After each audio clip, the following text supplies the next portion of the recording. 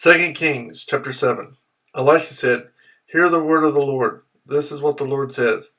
About this time tomorrow, a seah of flour will sell for a shekel, and 2 seahs of barley for a shekel at the gate of Samaria." The officer on whose arm the king was leaning said to the man of God, "Look, even if the Lord should open the floodgates of the heavens, could this happen?" "You will see it with your own eyes," answered Elisha, "but you will not eat any of it." The siege lifted. Now there were 4 men with leprosy at the entrance of the city gate. They said to each other, "Why stay here until we die? If we say we'll go into the city, the famine is there and we will die. And if we stay here, we will die. So let's go over to the camp of the Arameans and surrender. If they spare us, we live. If they kill us, then we die." At dusk they got up and went to the camp of the Arameans. When they reached the edge of the camp, not a man was there, for the Lord had caused the Arameans to hear the sound of chariots and horses and a great army, so that they said to one another, "Look, the king of Israel has hired the Hittite and the Egyptian kings to attack us." So they got up and fled in the dusk and abandoned their tents and their horses and donkeys. They left the camp as it was and ran for their lives. The men who had leprosy reached the edge of the camp and entered one of the tents. They ate and drank and carried away silver, gold, and clothes, and went off and hid them. They returned and entered another tent and took some things from it and hid them also.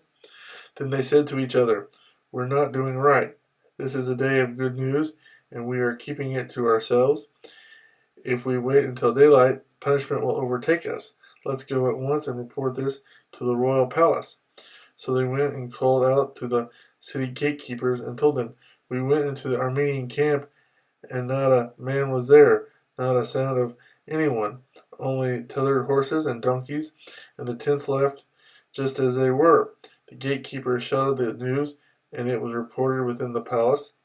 The king got up in the night and said to his officers, "I will tell you what the Arameans have done to us. They know we are starving, so they have left the camp to hide in the countryside, thinking they will surely come out, and then we will take them alive and get into the city." One of the officers answered, "Have some men take 5 of the horses that are left in the city. Their plight will be like that of all the Israelites left here. Yes, they will only be like all these Israelites who are doomed, so let us send them to find out what happened." So they selected 2 chariots with their horses, and the king sent them after the Aramean army. He commanded the drivers, "Go and find out what has happened."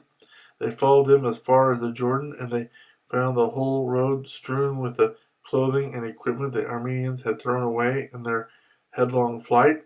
So the messengers returned and reported to the king. Then the people went out and plundered the camp of the Arameans. So a seah of flour sold for a shekel, and 2 seahs of barley sold for a shekel, as the Lord had said.